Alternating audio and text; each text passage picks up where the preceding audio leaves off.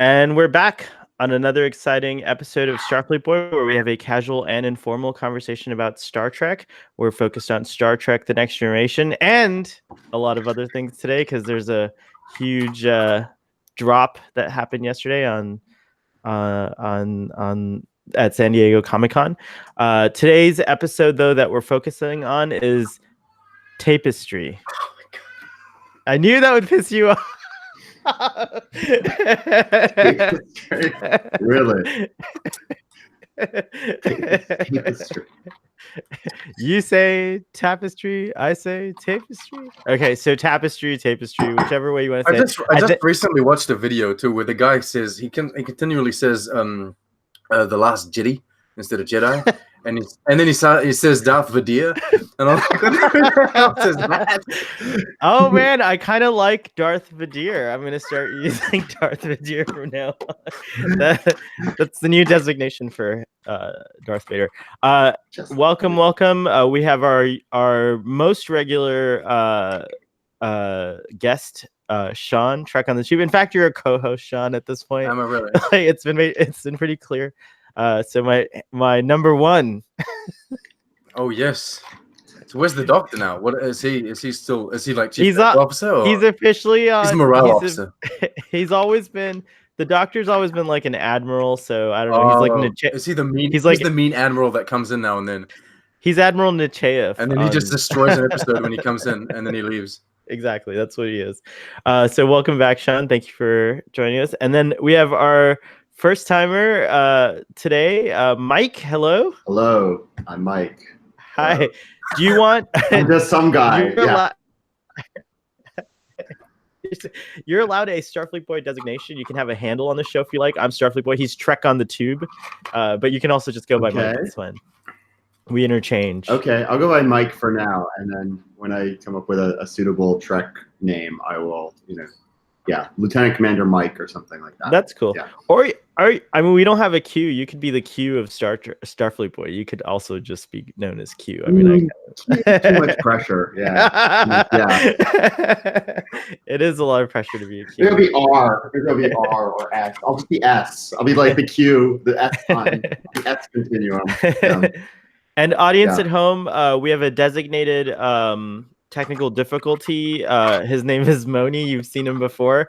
He's going to try his best to get his internet in order and appear at some point. So you might see him pop in at a future point in this episode. And then who knows who else? Starfleet Boy is full of surprises. We're full of Red Angels. We're full of Red Angels. Like it could all happen. So I want to start out since Mike, you're brand new to the show. It's your first time on. If you would take a few minutes to just tell us about your relationship with Star Trek and why you like Star Trek or why you don't, or how you feel about it. Sure. Go ahead.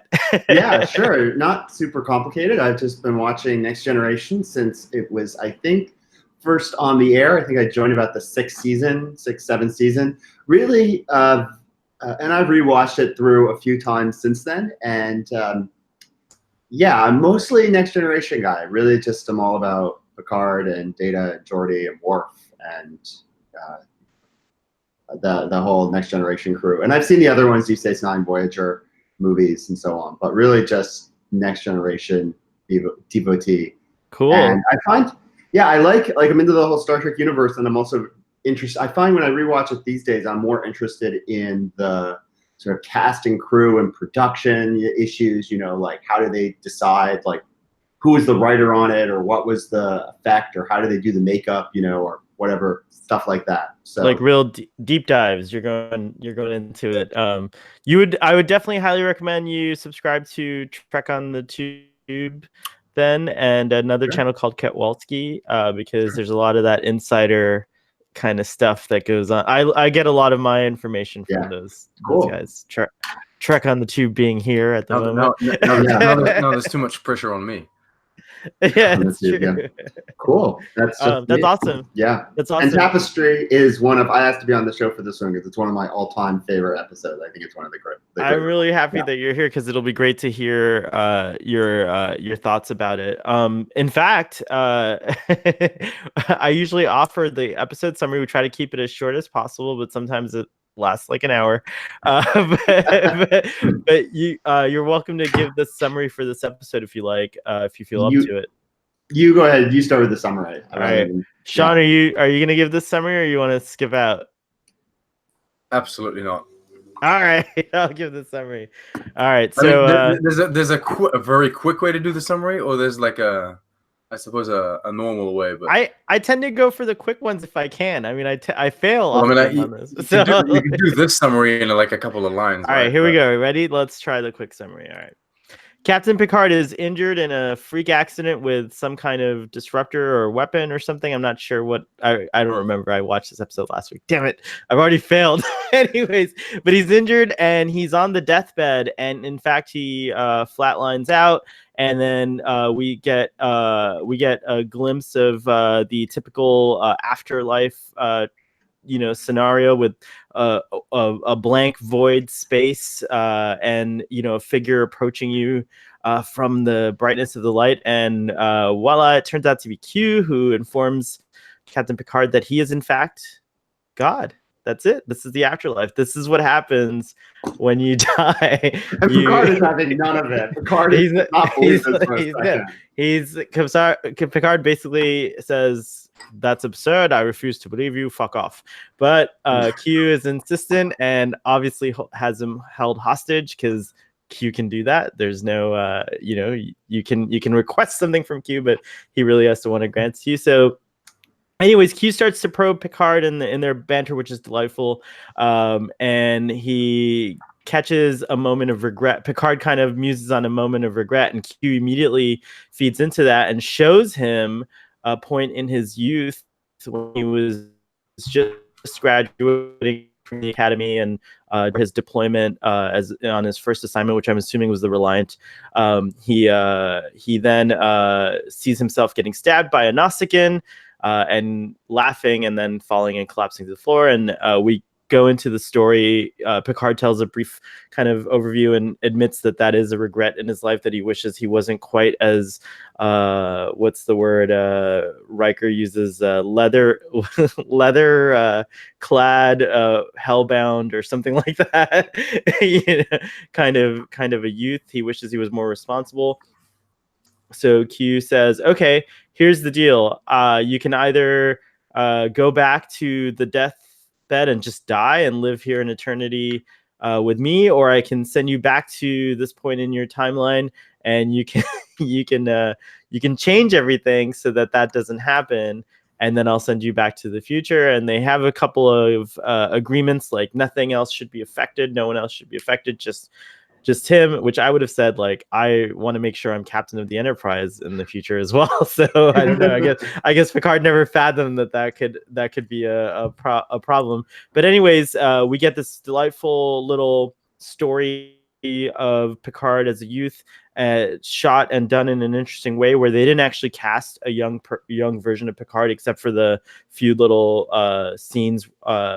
Like that little moment up in Q heaven, but we actually get Patrick Stewart performing his younger self, and everyone just perceives him as his younger self, which I thought was interesting and cool. And then we get to meet we get a lot of information about this time period in Star Trek, and it seems a lot like the 1940s gangster era, with even the characters speak in kind of like that, in that way, in a particular style, and the fact that it's set on Earhart base and all this, it's all this cool nostalgia stuff that transposes the 40s into the future. And then we also get just a pretty crazy, cool, wild time a la American Graffiti, with friends just before they're being deployed. Picard gets what he wants. He undoes his regrets, and then when he's transported back to the future, he's Lieutenant Picard, and he's miserable and he hates it. He's in astrophysics, and he just as he puts it, does a really mundane, kind of tedious job, and so he pleads with Q to bring him back to that moment so he could get stabbed in the heart, and voila. Everything happens, and he's expecting to die and live in eternity with Q, but for some reason he wakes up on medical bed, and of course he does that little laugh. It's a very cool scene. And then he discusses with Riker after. He thinks he had a near-death experience, but for some reason it involved Q. So we never know, actually, because at the end of the episode, he's like, he definitely values the experience, but he says that he doesn't know if it was real or not, and Q doesn't pop in at the moment to validate the experience. So that's how the episode ends, and I thought that was great. So there's my summary. 17 minutes. Talk amongst yourselves while I reinvite Moni. He's back. Summary. Okay, cool. Oh, he's here. It was good. Did you like that summary? It was good. It was good. Oh, okay. I didn't notice the 40s part of it, but you're totally right on that. Yeah, it is that sort of Casablanca sort of hype. Yeah, there's definitely that. Okay, pause for a second. Welcome back, Moni. You look clear. You look like you're in HD. We just did the summary, and I did a short one. I was very good about it.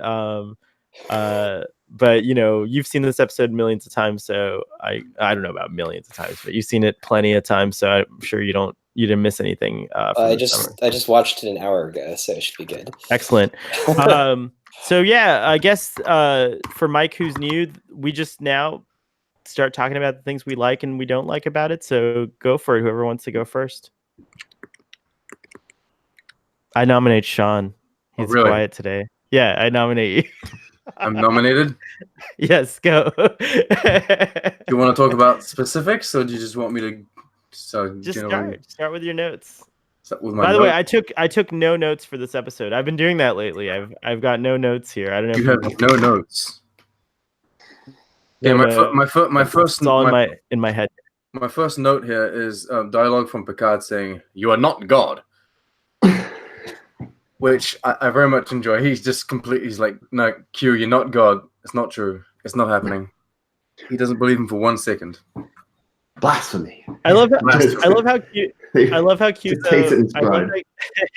I love that Q's just not even bothered and doesn't even try to defend himself. He's just like, all right, you can believe whatever you want, but this is reality right now. So whatever. It's like you're gonna spend the rest of your life with me, going over all your regrets. Okay, so Q basically tells him about how there's like a bunch of timelines based on the decisions that you make, and we've seen this already, or maybe it'll come up in a future episode. But Data, has this whole slideshow, and he shows everyone this PowerPoint presentation where basically every decision that you make splits into like different timelines, and there are like an infinite amount of timelines. Mm-hmm. And basically, what you're supposed to believe is all these timelines are like parallel universes that all kind of coexist. There would kind of maybe technically be a way to navigate from one to the other. And there's this episode where Worf, like, they all get intertwined or whatever. Is that what Q's doing here? Is he actually sending him to like another timeline, or is he creating another timeline, or is it just an illusion, like an elaborate deception? That's the thing we never really that he like puts in the mind of Picard or something. I mean, that's the thing that we never really know about Q. I think he can do both. I think he can actually manipulate time and space in ways that I'd like are to believe beyond. He's not that powerful. Like in my mind, because other than these kind of episodes, we've never really seen Q predict the future or go to the future. So in my mind, he can't go to the future. He can interact with the past, but it's always just on like an illusion level. I see Q kind of like I know you don't watch Doctor Who, but like kind of like the Time Lords. I think that whatever technology they have looks like magic to us because it's just so advanced. So like I definitely think Q's using a technology. He doesn't have like an innate power like or ability. I think there's definitely like something that the Q continuum exists in such a fashion. But what I like is that any idea is a good idea when it comes to the Q. They're never really specific about like how the Q works, so you can actually just like guess whatever you want. You can have your own idea of how Q works. Yeah, I appreciated the line, the sort of back and forth about Q saying he'll guarantee the timeline will remain the same otherwise. Like you won't cause, I think the line is, you won't cause galaxies to explode, because you did something different on a star base, before you got deployed. Right. And he like tells Picard, "You're not that important."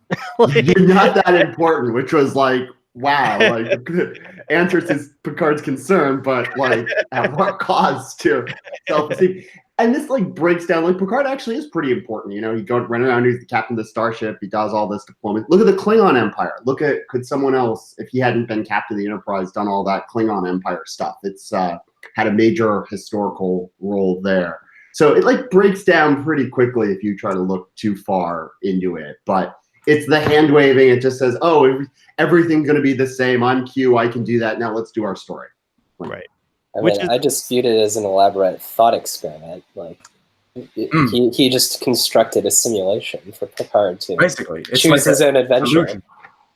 But if he can change the gravitational constant of the universe, which he alludes to the ability to Yeah, which I don't. I doubt he this. can. Yeah, that seems. I'm also skeptical. That's when he doesn't have his power. So he's like, "Oh, yeah, just do that," and he's like, "Can you really do that, Q?" Simple, just change it. Yeah, it's not exactly the moment. Yeah, he doesn't actually put up on that one. Yeah, but yeah, it's just a hand waving. I believe in you. But we never really officially know for sure whether this was all just an elaborate dream or near-death experience by Picard, which actually involved Q himself. There's that twist.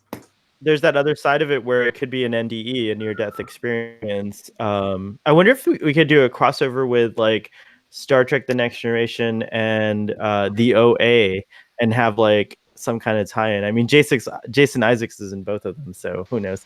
But but anyways, what did you guys think of the depiction of life in Picard's youth? Like that, what I talked about, Moni, was that to me it reminded me of that like 1940s kind of aesthetic, but somehow transposed to the future.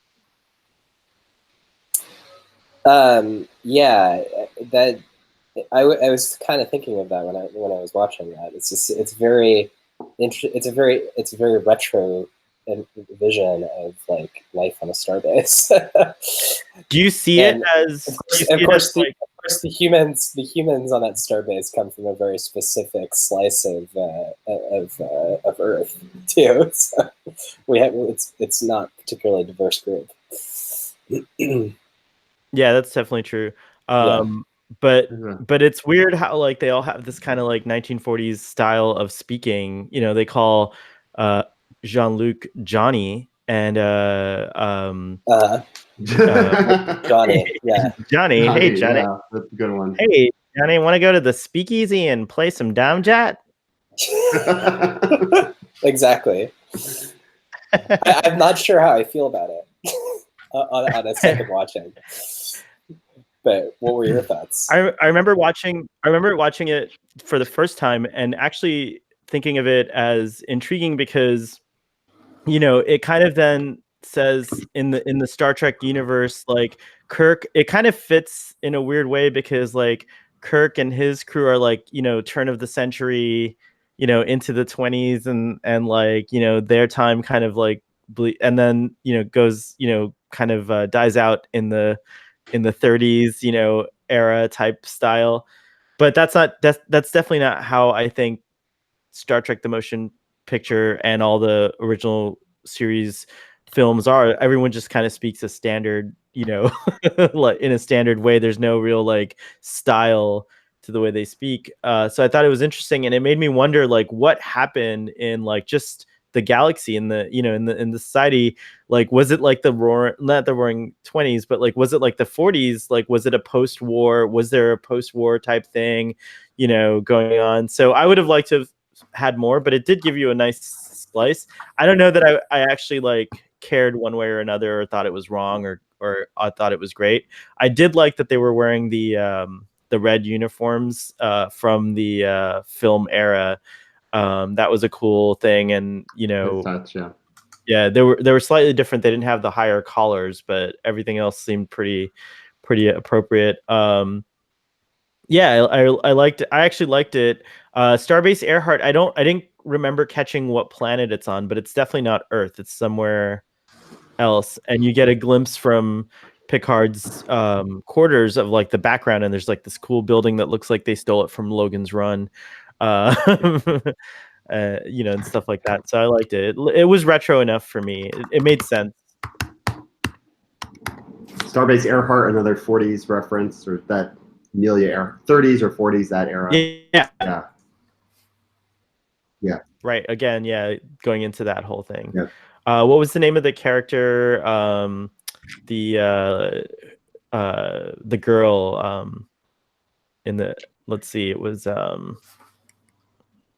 can't remember her, but Marty. Well, that's her nickname, but she had a really cool full name, like her last name was really cool, I thought, and I wondered if there were. Oh yeah, it was Marta Botanides. That's what it was. So I liked her character a lot, and I thought that was interesting. What did you guys think of Picard? Not just like undoing the Nausicaan thing, but also getting into a physical relationship with his friend that never happened before. Yeah. He always regretted not sleeping with her, apparently, and now he had the chance. And then he regretted, and then he found out it's actually not that great. It was like it damaged their friendship, so he actually did it over again, and that was a little like small side plot. He did it over again, and then learned that he made the wrong decision, or he had made the right decision, right? And like what he regretted would have been the wrong thing to do if he had done it. It's true. Which is a nice little twist there. Yeah. So my wife watched this for the first time maybe I don't know, this is TNG, so maybe about a year ago now. And she found it strange that Picard kept his, like, he was left with his kind of old man appearance during the whole event. And then it's cute. It's magic. Yeah. The fact that he then sleeps with the she's very young. Q actually does like this, yeah. The fact that he sleeps with her makes it kind of even weirder. I mean, I don't know. I mean, she's definitely in her. She's not underage or anything. She's like in her 20s. She's an adult. Like, he's an old man, right? He's not that old. He's like in his 40s here. Oh, come on. He's my age. She's not seeing him as an old man, though. She's seeing that, she's seeing with a full head of hair. She's seeing Johnny, She's seeing Johnny. Johnny. John Luck Pickard. I love that scene. What did you guys find it weird that Picard was such a cad, as Q says, with the women, that he was more like Kirk, which is not like how he's depicted later on? I have no trouble believing that Picard went from like this kind of restless youth to how he is now. I do have trouble believing the two characters that are like his friends in the story, though. I've always had trouble with them. I don't feel like he would have associated too much with that other guy, and I mean, they don't feel like people that he would hang out with, even if he was very different in his youth. I've never really believed them, I suppose. And the only reason why they're there is they serve the purpose of being the guy that starts the fight and the girl he wants to sleep with. I think that I think they represent to me, like, I always kind of relate Star Trek: The Next Generation to like actual office work environments. I tend to do that. And like so being in Starfleet, when you're moved from assignment to assignment, it's kind of like getting a new job, right? So sometimes you get really close with certain coworkers, and these are his academy friends, so they're more like his college buddies, right? So you get a new job, you start a fight with a friend. But I think I didn't have a college university experience, but for those of you who did, you might be able to relate to this. It's like after college, you're often going off to other states. You may still be, nowadays we have like the internet, just like they have subspace communications and stuff like that. But like, definitely, the vibe was that like they would remain friends, but they wouldn't be as close anymore. So this was kind of like a last hurrah, but they may have only been friends for 4 years. Like these are two people he may have met when he, the implication is that when he joined the academy and they kind of came up together, and now they're off to their different assignments. So it was believable to me, because I wondered, like, why don't we ever hear about these people? But it makes sense. Like there's people from high school that I'm very close with still today, but there's also people that I was very close to in high school that I haven't talked to since I left high school. Well, he says in this episode that he remains friends with the male character. I forget his name. Corey, yeah. Corton Zweller is his name. Who's this little friend who's joined us? Oh, it's this. This is Felix. Felix the cat. Hey, Perfect. Felix. Felix doesn't. Not I very think- impressed with the development of Corey's character. Corey is very much a Corey. Yeah. So, do you guys Yeah, reckon? you're right. The sidekicks weren't very well developed. It's not really explained. Like, it's sort of their stock characters. Like, these are his college buddies, and they serve a purpose for the plot, but that's about it, I have trouble believing Corey stays in Starfleet. By the way, like by the time we get to like TNG, I feel like he's no longer part of Starfleet.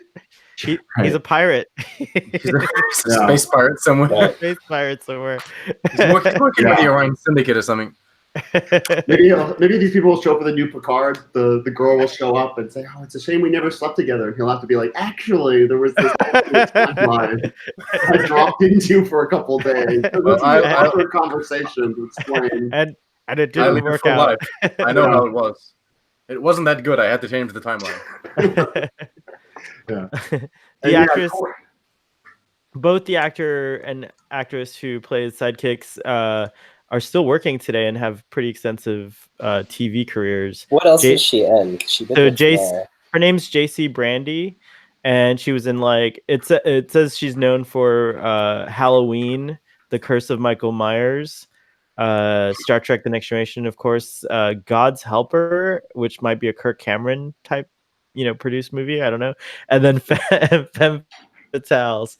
But just looking at her IMDb, the only thing I think is widely recognized would be CSI. She was on an episode of that. She's often the kidnapped or missing girl.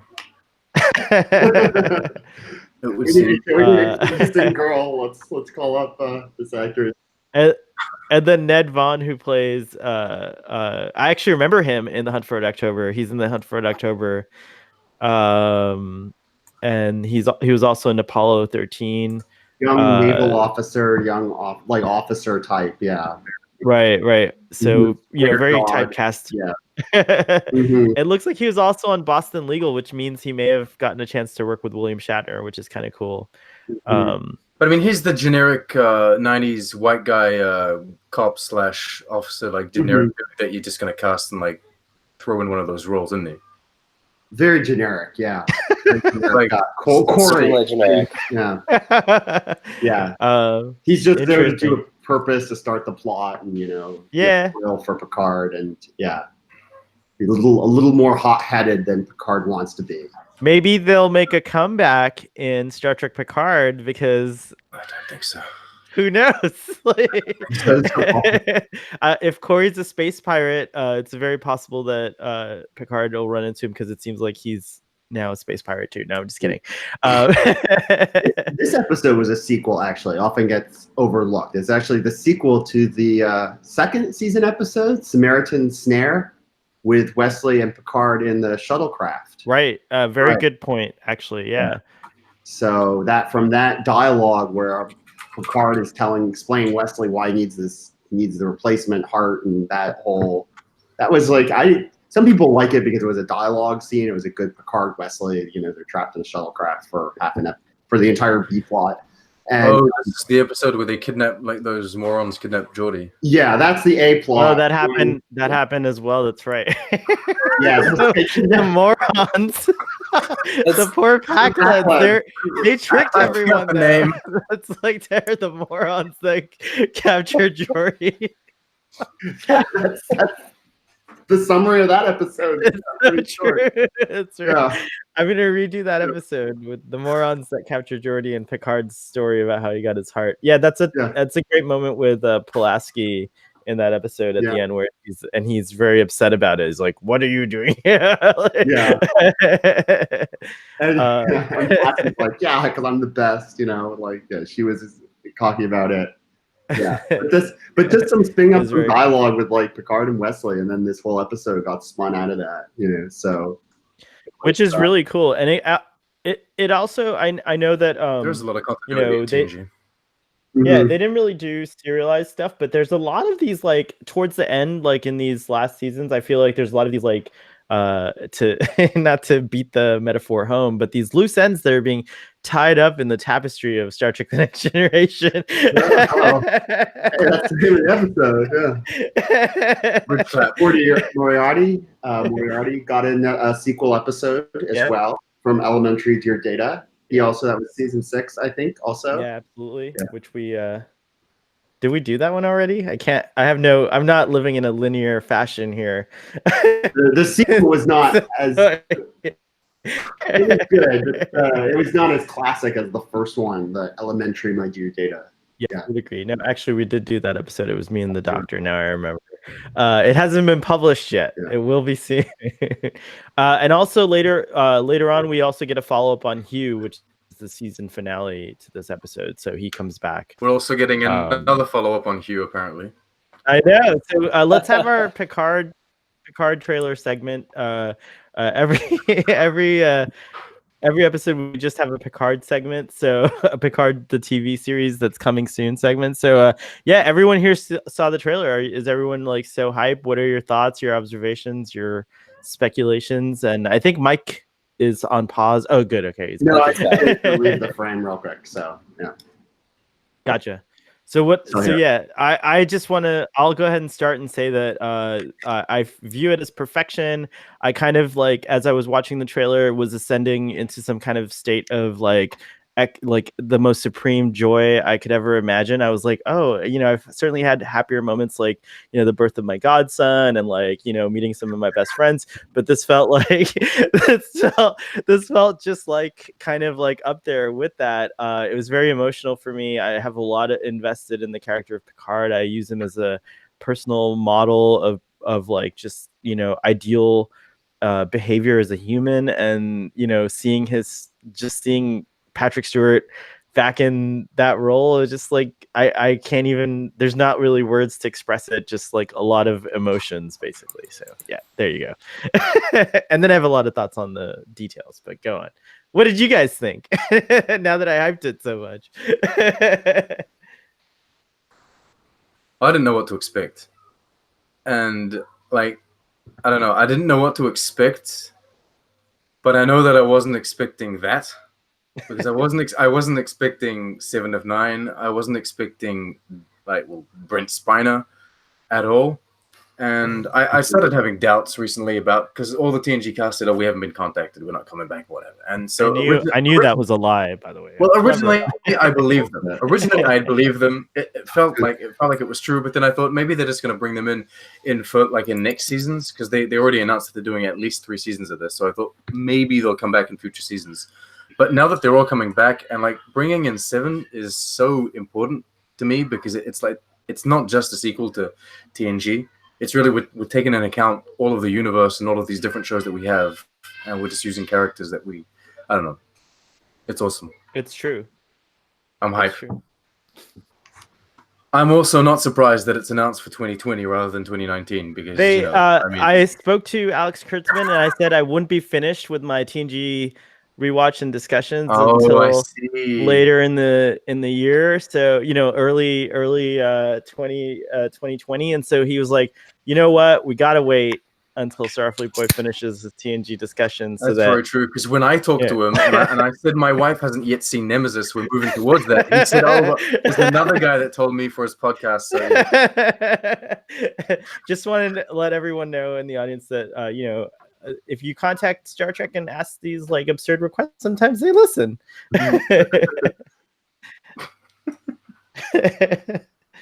What did you guys think?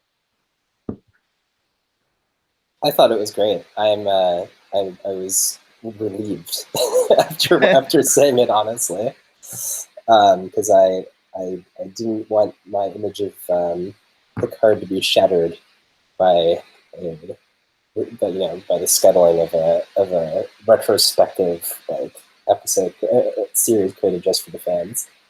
But that looks amazing. I'm curious to see how 7 of 9 fits into everything, because I'm not sure she ever met him in Voyager, right? Yeah, she definitely did meet him, but it implies that she's met him since then. Yeah, since their return. He was a Borg too at one point, so fair point. Yeah, he was, Yeah, they have like part members of the collective. Maybe they go to the Borg Anonymous group.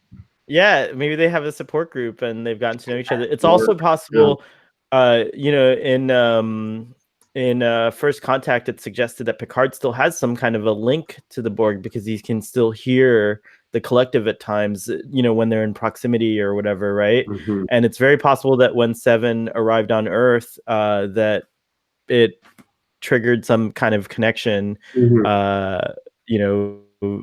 via the same network or whatever between the two of them. Yeah, it's possible. Excellent.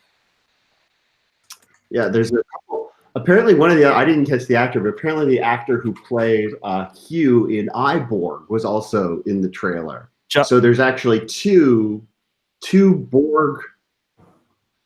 I don't know the actor's name. Jonathan Del Arco, who plays Hugh, is in the show, but it's unclear if he's in the trailer because in 2 interviews that I've seen now, Jonathan Del Arco doesn't seem to think he's in that trailer, and he also suggests that Hugh is something that Hugh's evolved in some way, and that he might be the leader of a faction of the Borg. That same faction of the Borg that was like, that uncoupled themselves from the collective.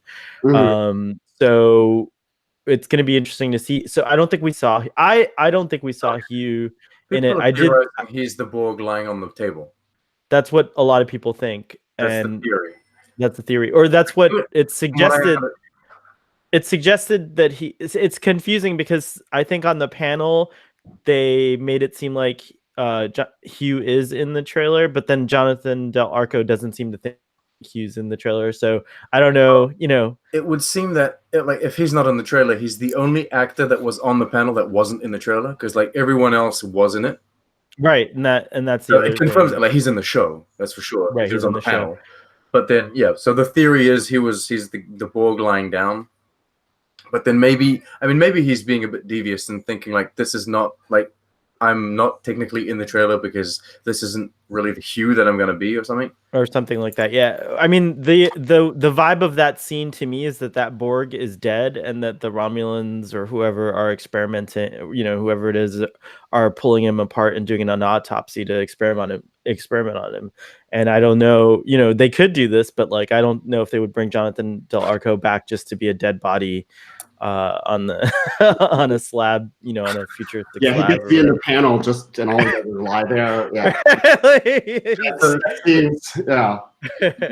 Did Brent Spiner look a bit weird to you guys? So we don't know if it's before, we don't know if it's Data, we don't know if it's a some people are saying it's a hologram, a holographic program that Picard is playing. I tend to believe maybe it's a flashback to a scene that we didn't see in Nemesis, like he was talking with Data back in Nemesis, and we didn't see that. Brent Spiner also in an interview suggested that Data is on the show, but not in the way you'd expect, and a lot of people are theorizing that that's a holodeck simulation, like Picard goes into the holodeck and plays cards with with Data. It's possible that a theory that I liked based on a couple of different theories, because people were also wondering who's the android in the case. If Data blew up, I mean, that explosion in Nemesis seemed pretty intense and he was at the center of it, so I would imagine he'd get vaporized or obliterated, right? So I can't imagine that the body in that cabinet belongs to Data, so it could belong to Lore, because Lore was deactivated. But then he wouldn't have access to Lore's body though, wouldn't he? No, well, we're skipping ahead, but at the end of the season, at the beginning of next season, the resolution is that they deactivate Lore, and one imagines that they store him on the Enterprise. In fact, Lore's body might have been sent to the Daystrom Institute. I'm sure he's sent to the Daystrom Institute. Or something like that. Yeah, so, I mean, Picard's not just going to keep Lore in a suitcase. Number 1, take down all the ships in the observation lounge and put Lore's body parts. Yeah, I want to make sure his posterior region is prominently displayed so I can look at it. My goodness. I make wine and I collect bodies. In the original episode where they do find Lore, there is a very clear shot of Lore's butt. when he's disassembled in the it's like I think they felt safe to do it because it's like a mannequin, right? Like, so they were like, oh, this can get past the TV censors. It's not actually a living butt, you know. I don't know. So that was an interesting thing that they did. But I think that I do think that it could be the B4. It's perhaps they dismantled him because he was acting erratically, or maybe something happened, an incident or something like that. So it could be either Lore or the B4. So who knows? And who knows? Maybe Data's consciousness lives in the most current operating system in all of Starfleet's computing systems. Maybe Data is somehow transferred into a different, you know, form, and that's why he can appear in the holodeck or whatever, and it's basically Data, but just not the way that we're used to seeing him. So there's so many possibilities, which is so exciting. Who knows what's gonna happen. It's we'll all find out when it airs. But yeah, that's pretty cool. Do you guys think that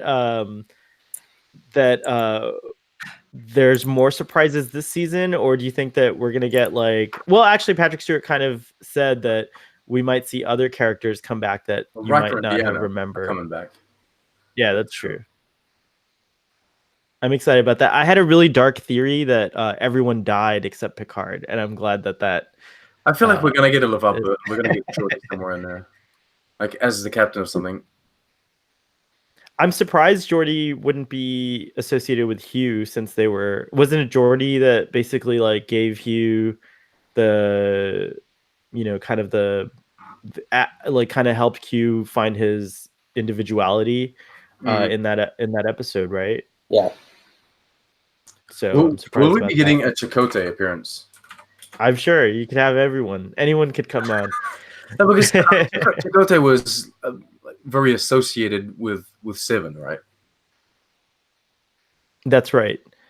So who knows? Yeah, it's true. I certainly think Robert Beltran would be up for it. And I mean, Chakotay is one of those characters that has also been very associated with the Borg. I mean, he was part of one of those separatist collectives for a while as well. And he had remnants of those kind of experiences. This is where Starfleet Boy's knowledge of Star Trek fails. I haven't watched all of Voyager, so that's news to me. It's basically an episode, without going too in depth. There's basically an episode where they find a group of like separated Borg, and they still have their own collective. They're running their own little collective.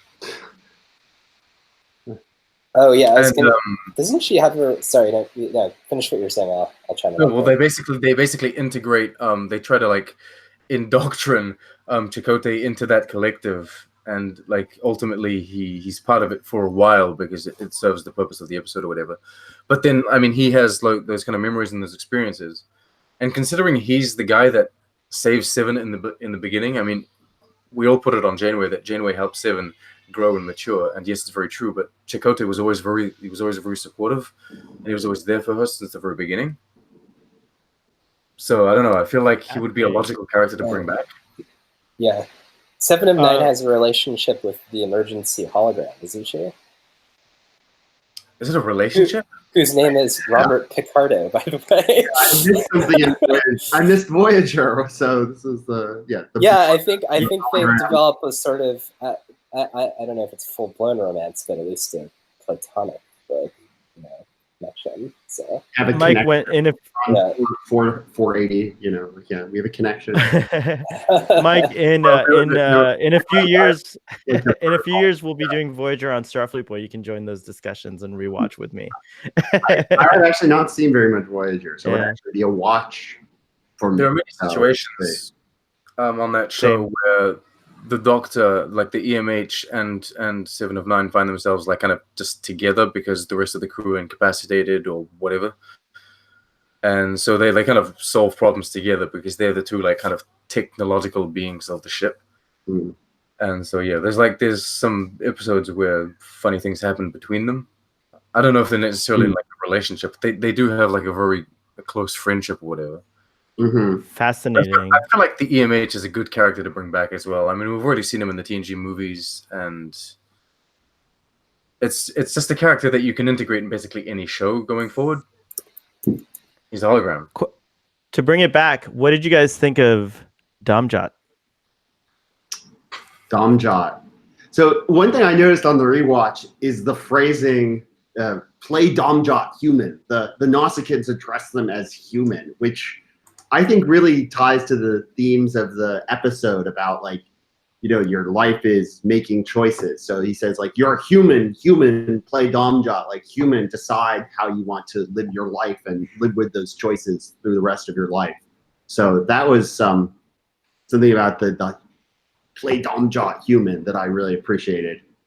Notice. There's also tying it into the 40s style. There's a lot of stereotypes. Like even Picard's like, he's a Nausicaan. They get angry really easily. Like there's all these like kind of like preconceptions and stuff like that. And the Nausicaans think humans are weak.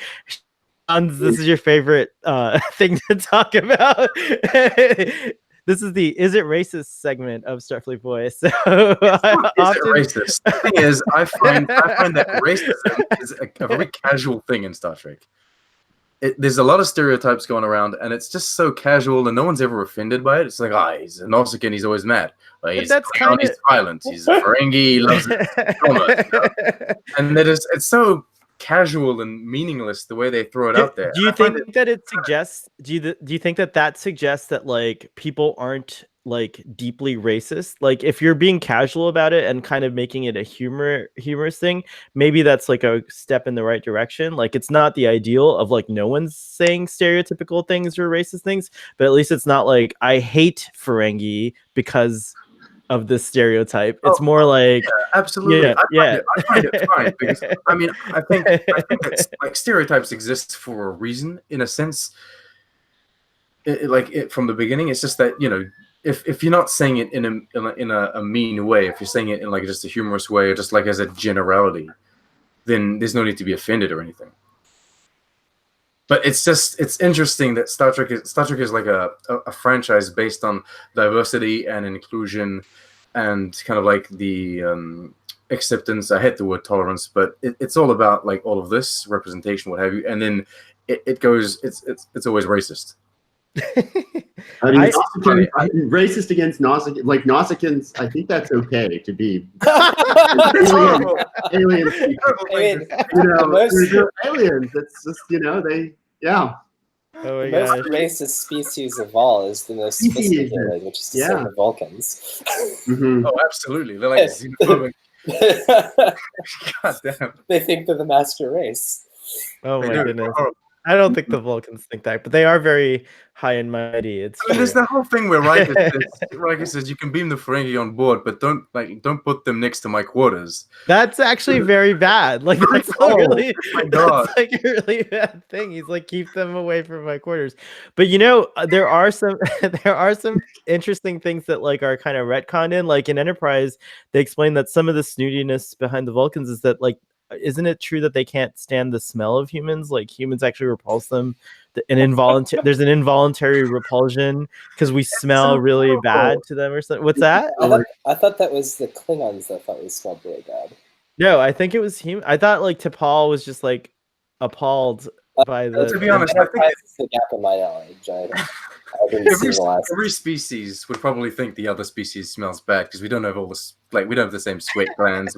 It's all different, right? But I mean, this would be like it would be like imagine like an almost where you might have to take like some kind of suppressant to like dumb your senses down so you can work with like humans. Like that's the kind of thing that I understand.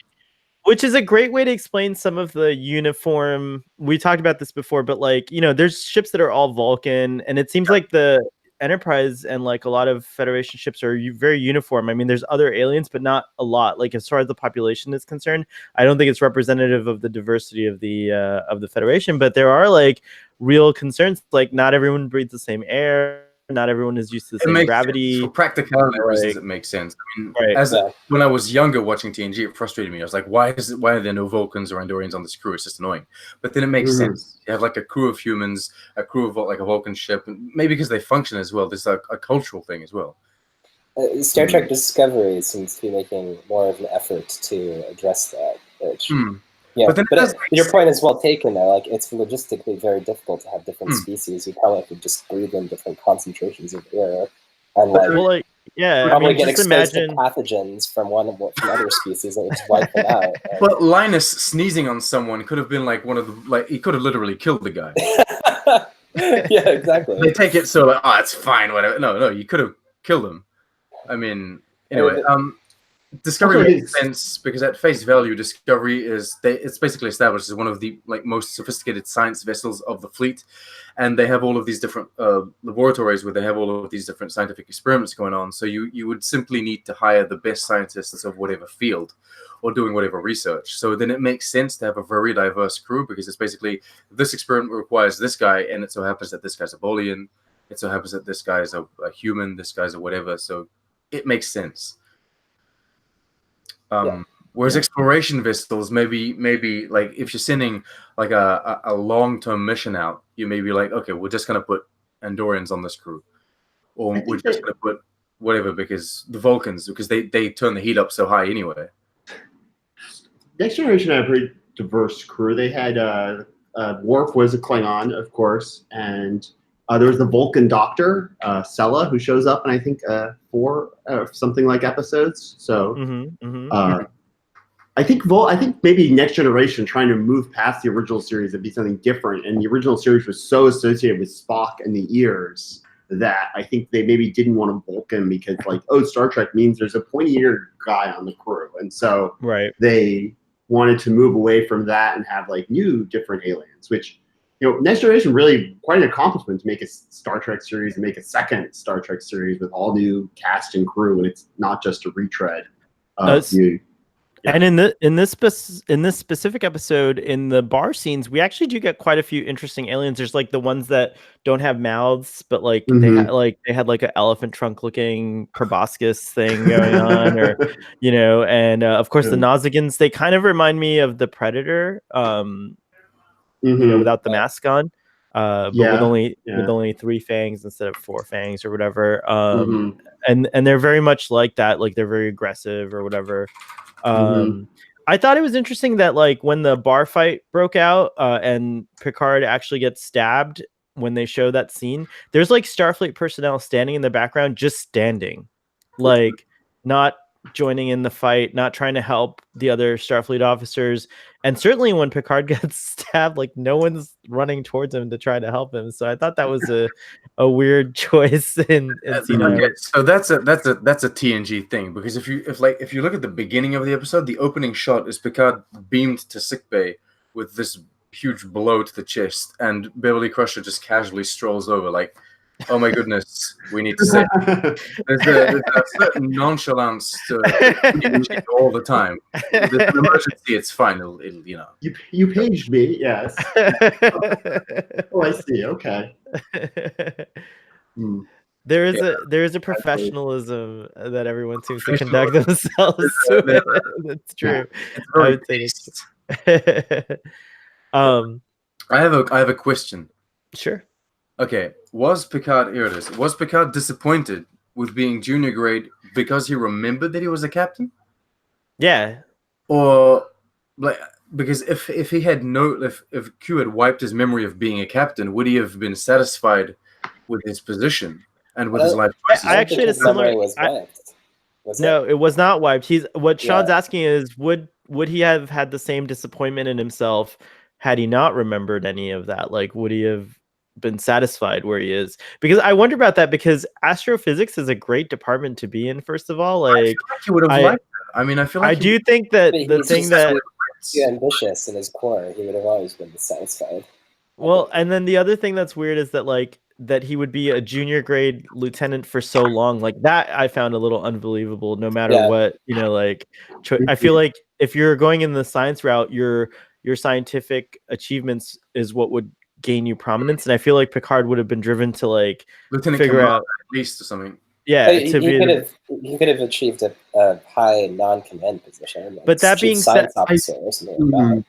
But that being said, in the context of the episode, it could be Q just purposely screwing with him, or his NDE, his like worst fear is this, and so it manifested it's all a dream. So like ultimately, I don't think this would have been his real fate. I wanted to go back to something because we were talking about whether Q is actually manipulating the timeline, and I think I don't think so. but they imply from at the very end when Picard laughs after the knife goes through his heart, he starts laughing.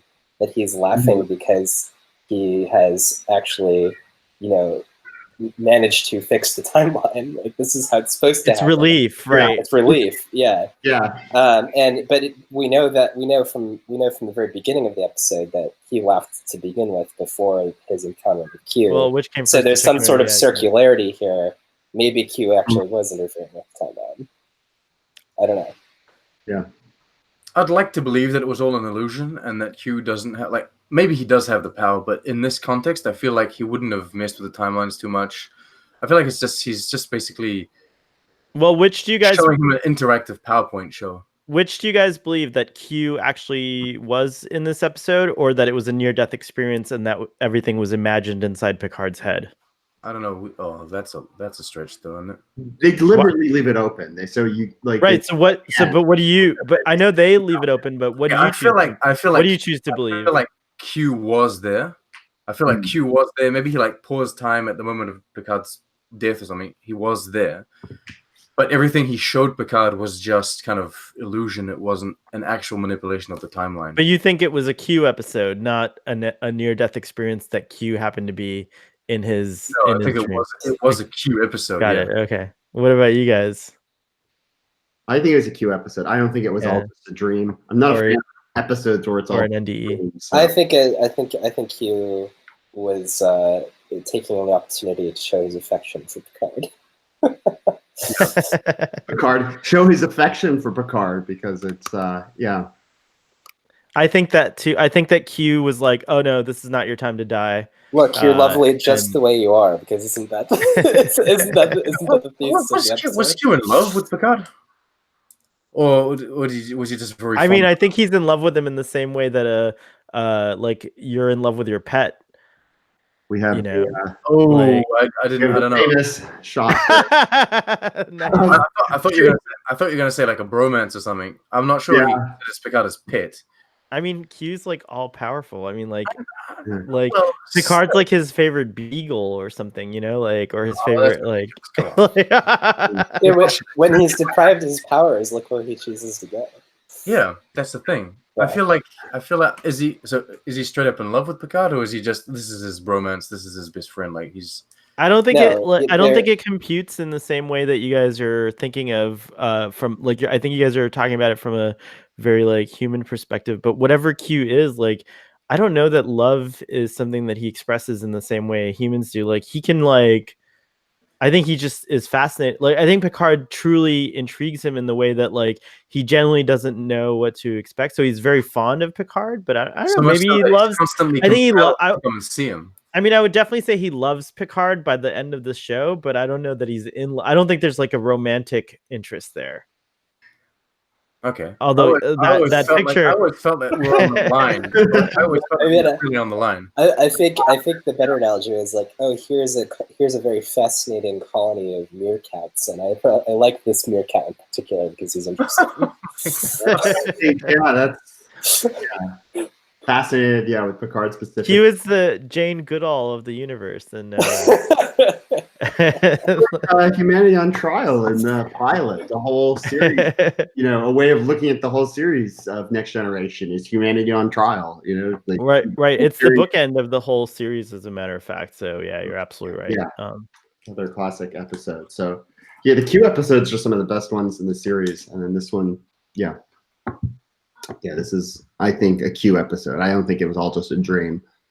I mean, he could ask him, but like it would be kind of awkward to ask him, like, "Hey, did you really do that thing? Like, was that really you?" And every time he sees Q, he's usually more busy with something else, floating. Yeah, or the What else about this episode? Anything else you want to talk about, or anything where did you think the episode could have done better? Well, I mean, this is sort of a general comment on the premise of the episode, which is that because you didn't have this near-death experience, that was the result of your impetuousness, uh, he would, like, in the absence of that occurring, he would have become this really risk-averse thing, which normally, if you have this risk-averse person who wouldn't take risks and wouldn't thrive in Starfleet, except that, like, normally when you have this kind of experience, I would think, from like, that experience would make you more risk-averse, as opposed to more willing to take risks and seize the moment, as they say. Like, yeah. Definitely. That was sort of odd to me. But. It was not really, I think, it didn't do justice to the point of the plot to explain it that way, that said it was a near-death experience. I saw it more as if he had handled the situation in the bar, not by challenging the Nausicaans, not by taking the risk of rigging the table, but instead was like, no, let's just not complain. Let's just go home and go back to our quarters. He would have continued to make choices like that. Oh, let's let someone else lead the away team. Q's going through all the choices he made in a similar way, I think, was the better way of looking at how he ended up lieutenant junior grade 30 years later. Not that he had, I don't think it works when you look into it, like you said, that having been stabbed in the heart, he turned around and made his, and that changed his life. It's more like, that was one way he chose to handle things, and if he did choose to handle things that way, when he was a kid or when he was younger, then his life would be different from having made similar choices over and over throughout the rest of his life. Can you guys? Does that make sense? Yeah, since everyone here has experienced life a little bit, can you guys think of a moment in your youth, around the same age as Picard, in your 20s, perhaps, or even younger, that you might have a similar situation, that if you had changed it, it could fundamentally change who you are today? And if that's too personal, we don't have to talk about it on Starfleet Boy. But you can pick the next one, the less personal event. Yeah, I bought a one-way ticket to a city I couldn't pronounce. So that was fun. Yeah. So when I moved to China, so yeah. So they weren't there to pick up me. They weren't there to pick me up at the airport, which was really fun. So I ran after a 36-hour flight. And then how long did you live there? I was there for six years. That's amazing. Yeah, that's right. So, yeah, that was a pretty big decision. Yeah, to buy the one-way ticket. Yeah. So that's the moment Q would pick on you about is that, like, he would come for you in that moment. That's interesting. Yeah, and there was a lot of risk involved. Like when I was doing it, of course I was like I went out there teaching English initially. I did some other stuff, but it was like eventually I did get to the point where they gave me a job offer, and it was like, am I actually going to do this? And then I realized, like, yeah, of course I have to. I have to, like, give it a shot. And I didn't really have anything else going on, so it wasn't that, like, great, but it was it was like, buy the ticket, and go for it. Fascinating. So that was be a different person. For me, it's a similar experience. It was leaving my very, very cushy, upwardly mobile job at Apple and walking through Europe for 5 months. So I think he would come for me on that one. It's hard to find like the one moment. But well, you're still like 20. Yeah, moving here to Canada was a big thing. Oh, cool. Another big move, yeah. And okay, so I don't know how you call. I don't know even how to call this in English. But essentially, in France, when you're looking for a job, you have your CV, and you have a letter of whatever they call it, letter of motivation, translated literally. Yeah, it's the kind of letter where you kind of praise yourself and explain why you're a good element or what have you. We just call it cover letter. Cover letter, yeah. Okay. It's so plain. So I like letter of Here's my letter of motivation. Yeah, that's nicer. Yeah. The next job I apply for, I'm gonna call it cover letter my letter of motivation. Okay, so the cover letter is basically always a very standard thing where, like, you usually present, I'm gonna say, similar arguments. Everyone's gonna pretty much say the same thing. And when I started applying for jobs in Canada, because I needed a job to, like, be awarded like a visa to come here, I thought, fuck this. I'm not going to do the traditional letter because I'm fed up with this. It's all just bullshit lies anyway. It's all that I'm a good element, whatever. So I straight up wrote like just a very direct thing. I said, look, I want to move to Canada. I want to raise a child there. I need money to start like a family and to get a house. And I'm looking for a no bullshit job with a no bullshit boss. And I will deliver like no good work. In your letter of motivation. Yeah, basically in French. How does that sound like? Je veux un patron qui m'emmerde. Je veux un patron qui m'emmerde pas. Anyway, so awesome. I wrote a very direct and like blunt letter, and it paid off because an hour after I sent out all the applications, one of them called me. Wow, fantastic! So nice. That's it. That's definitely a bold move there. That paid off. Yeah. Moni, do you want to share? Answer my question.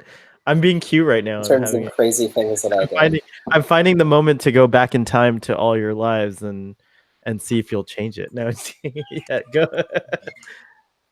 I suppose it was just moving to California without a job. Another big move. That was, I remember. I know you very well, so I remember that. In the middle of an economic downturn. Yeah. Mm-hmm. Excellent. So it sounds like exactly the kind of stuff Q would love to exploit. You never know though, because these are things that are very significant for us, and these are the things that we believe impacted our lives. But maybe it's something completely, maybe it's something small, like a detail. Well, you would know best what impacted your life the most. I would think so. I think it's fair. I'm not sure though, because maybe there's a detail or a decision that you made that you don't really think about. Well, that's addressed in this episode too, because I forgot to talk about this. But when he first dies, Q exposes him to all these voices, including Maurice Picard, his father. And so he says, "Your choices led to these people's deaths, minus the father. I think the father was just there to continue to further berate, Picard and and stuff like that. But certainly the other voices, there was one you hear saying like." Lieutenant Picard to the bridge or something like that, and Picard maybe didn't get there on time, and boom, someone died. So there's all these things. So I think that in this is more something that's out of our control. Like, how could Picard know that this was going to happen? But in terms of like a moment that you feel is very important to shape who you are today, I think that's all you own that. Like, it doesn't need to be anyone telling you that this was that moment except for you. You own it, Sean. I own it. Moving to Canada. And certainly I was definitely moved by that. Can we address the Nausicaan that implies he's going to rape Picard's friend? Maybe I'll have fun with her. I'll show her a good time or something. I mean, is that me understanding it the wrong way, or is that? It's a little rapey, but I think that it could also just be, it's a little rapey. Is it an empty threat? Maybe just like a thing pirates. to get him annoyed. Is that what pirates do? Yeah, they're space pirates, right? More like, I'll take your girl, but like not necessarily. It doesn't automatically mean like I'll non-consensually take her. More like I'm the man here. I'm the big guy. I'm gonna take your girl from you. But buy at the her a same drink time, and take her on a romantic walk on the beach. I mean, did Vikings? It's threatening. It's definitely Did Vikings think they were raping the people that? Well, yeah, they're I'm pretty sure they knew they were raping. Their chance for rape. Yeah, it's true. Never mind. Their chance for rape, plunder, and burn. Never mind. That was a bad example. I guess what I'm trying to get at is like for the Nausicaan, he might just think that this way of talk is normal. I don't know that he was saying I'm going to rape her. I think he was more like what Mike was suggesting, where he was just trying to establish his like prominence. I don't see the need to whitewash it. They're space pirates, and this is what pirates do. I don't see the problem with it. Are they space pirates or space Vikings? I don't give them the honor of being space Vikings. An honor, Felix doesn't like the way the discussion's turning. Yeah. Oh my gosh, so cute. You have no glumba. Yeah. That's such a great. Yeah, I love the fact that they're so serious and they're such recognizable archetypes, and then they just have random like Nausicaan words dropped in there. Like, yeah, no Glomba. I think Glomba might be the only one, and then yeah, Domjot. Which well, I don't know if didn't really Domjot's answer your a question. What is game. Domjot? Yeah, I think it's a combination of like snooker and pool and like just made up Space pool. Space pool. I played so much pool at that age that they were depicted like at the age that they were. So it was kind of like, I remember when I was a kid, like thinking, oh, that looks like pool, and then like I remember as I got, in high school when I was watching TNG, pool was like a regular Saturday activity. It was like there was this place. You guys grew up in Miami, so on Sunset and like 117th, there was a pool hall, and it was really great. And we used to go there and stay up late and play pool. So I kind of like the vibe of that, and it really captured that for me. So I thought it was pool. Well, it is a form of pool, I think. With light up balls and what is it's basically pool and pinball, isn't it? It looks like Oh, like pinball. Pool and pinball, yeah.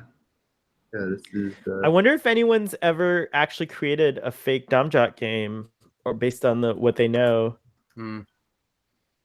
So you could relate to the pool table and fighting space pirates. Not the space pirates part, but definitely playing pool on a Saturday night. That was like on a Friday or Saturday night. It was definitely like a thing to do. It looks like there is Rick Sternbach designed the Domjot table that you see in Tapestry, but let's see here. The game was invented by the Nalanger race and is first encountered by the crew of the Enterprise 1701 while on mission near the Goag domain. So that's in the books. So they like kind of retro added Domjot into Star Trek lore. There's no suggestion that anyone's created a real life Domjot experience, not that I can find. So maybe that's one of my new hobbies is I might have to invent real life Domjot. After all, people play Quidditch. That's it. That's what's going to happen when Starfleet Boy starts going to conventions. You arrive with your Domjot table, and you can. This is a pretty big table. It would have to be like shipped. I imagine, but Star Trek has already given us 3D chess, so yes, it's true. It's true. So why not Domjot? I mean, it'd be neat to know if the production crew actually created rules for it, or if it was just a bunch of gibberish. There's that other game too. What's it called? The one from Voyager and Discovery. Oh my god. I forget its name. Well, there's a lot of games. There's Parisi Squares. There's Dabo but it's a board game. They talk about this board game. I forget its name. Whatever. I kind of love also Caddiscot. The idea. What is it? Caddiscot. Caddiscot. Yeah, they play that in Voyager. I do like this aspect of Star Trek. I like that they make up these games, and it's interesting. Like 3-dimensional chess actually can be played, which is pretty cool. So I hope for a Domjot. Sure, no problem, Mike. I'm going to read a few of these like interesting notes here on Memory Alpha, and see if you guys we're in that segment now. So the episode was, this is like trivia stuff. So the episode was initially conceived to have a much broader scope, entitled A Q Carol. I didn't catch that, but there is the Christmas Carol vibe to this as well. It involved Q leading Picard through several mistakes in the captain's life in the style of Ebenezer Scrooge a la A Christmas Carol, which Patrick Stewart does a one-man show of A Christmas Carol, and it's on DVD, and I think Moni gave that to me as a gift one year at Christmas, and if you haven't seen it, it's a really cool thing. So thank you again, Moni, for that. So that would have been interesting if it was a bigger idea like that. Ron Moore chose the stabbing incident as it had always intrigued him. It was an interesting little story about him. That story to me said a lot about Picard's character, that he was a different guy in those days than he changed. Why did he change? What would be different in the young, womanizing, hard-drinking, hard-fighting Jean-Luc Picard and the guy that we know today? that makes me wonder also, you know, we know about this time period in Picard. We know how Picard was throughout TNG. Now we're about to find out what Picard's like in his older age, which is pretty exciting too. So it's almost like we'll have I think Captain Picard's going to be one of the most like deep and complete characters in all of Star Trek, because like I don't think we ever get even this deep with Captain Kirk, or certainly not the captains that follow. So I actually love that, because you know I love Captain Picard, so it's pretty cool. And what was there was a girl in the trailer, the mysterious girl that shows up. Yeah, what do you guys think is going on with her? Is that like his daughter? Like, you know, my theory is he had a daughter when he was part of the collective. Is the daughter of Picard and the Borg Queen? Yeah, oh my he was God. part of the collective, so he had like a daughter there. You know, it's like resistance was futile. You know, right? Like, you know, I couldn't with the resist. Borg Queen. Hugh liberates. Yeah. Oh my God, that's very true, because apparently in the what is it, the battle of what is it, 6001? Was it No, Wolf 359? well, there's Wolf 359. the Okay, Sector 001 and the Wolf This is First 359. Contact. Yeah. Okay. Yeah.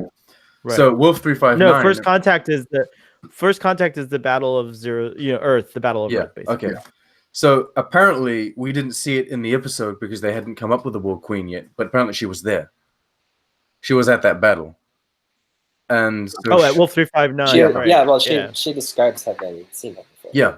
So she was there, and so maybe she and Picard and Locutus of Borg did a little something, and so it could be his daughter, right?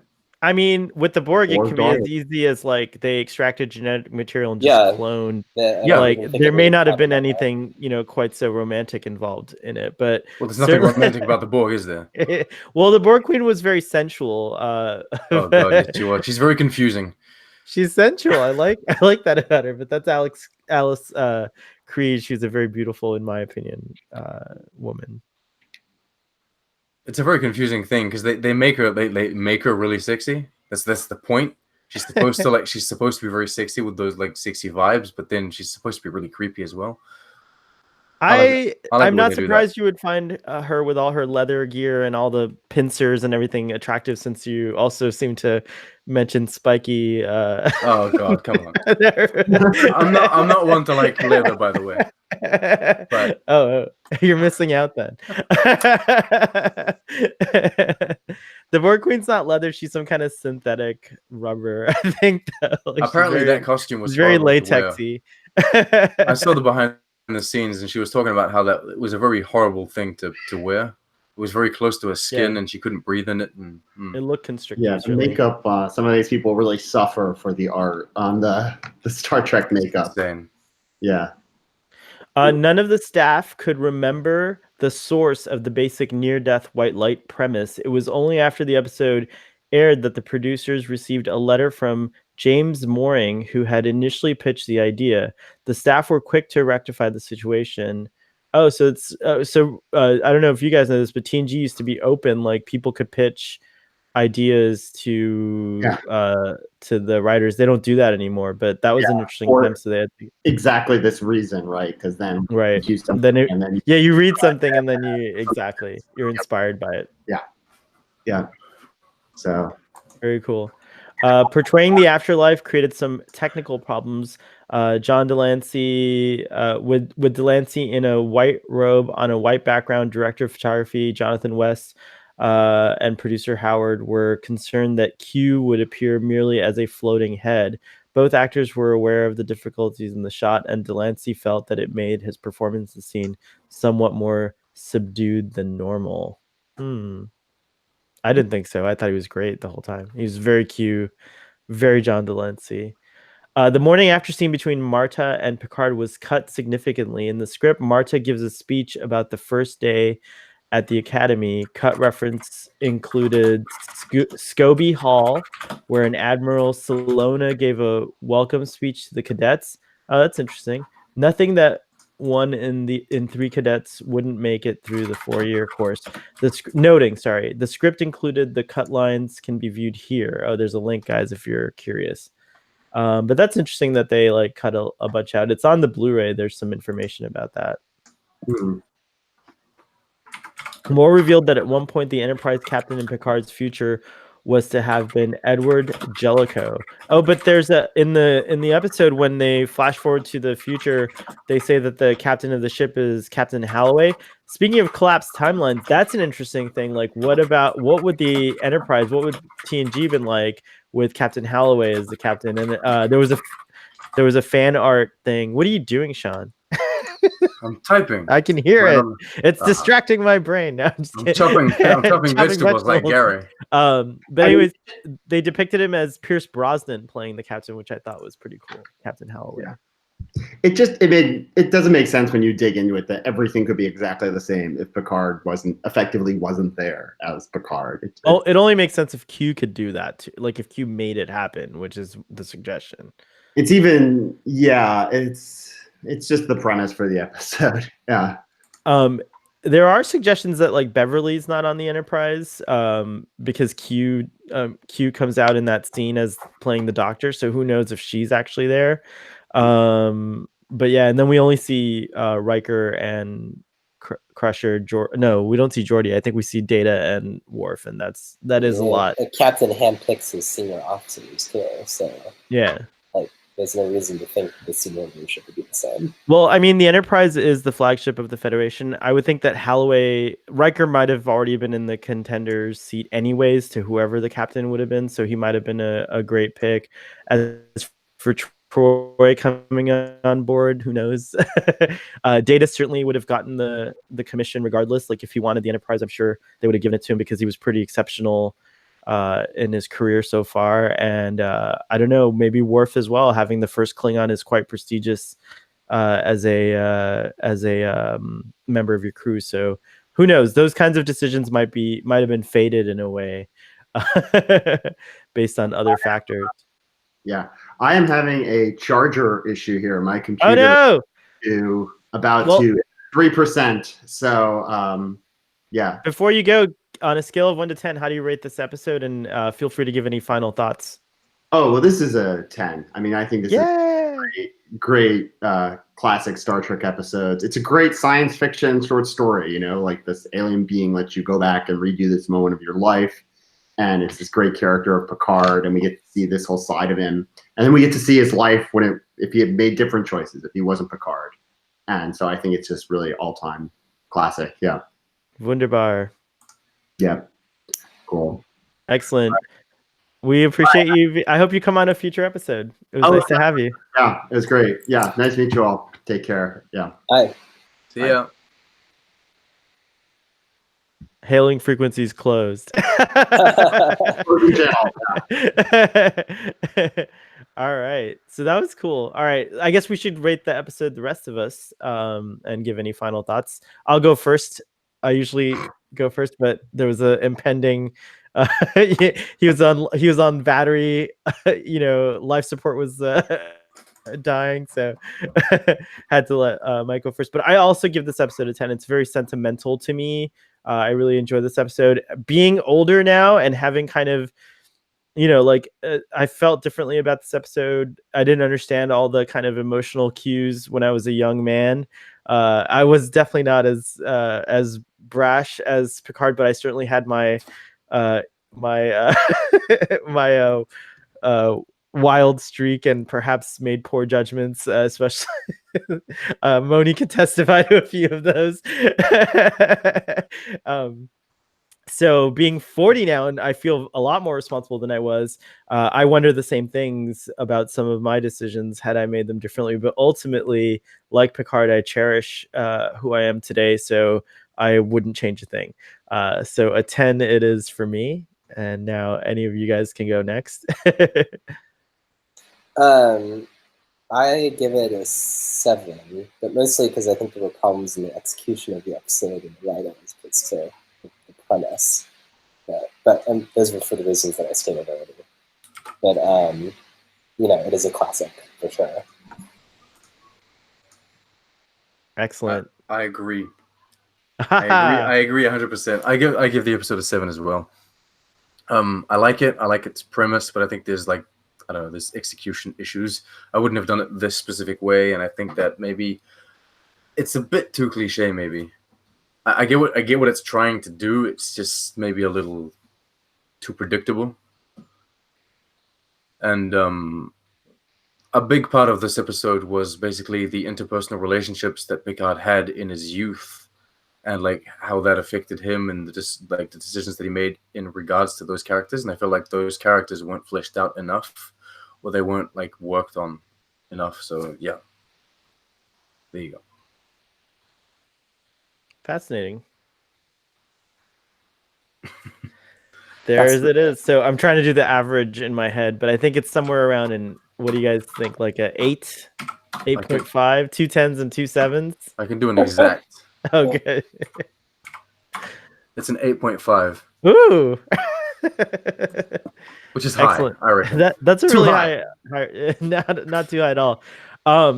What would Humbert right. have given this? Oh, Humbert, I think, likes this episode. He's on Admiral Humbert is on hiatus at the moment. But he and I talk pretty regularly, and I think I would say he would probably side with you guys on this and give it a 7. I think he would have probably done that, but he's not here to offset the rating, so that's good. Can I vote for him by proxy? No, you can only get one vote. Too bad, so sad.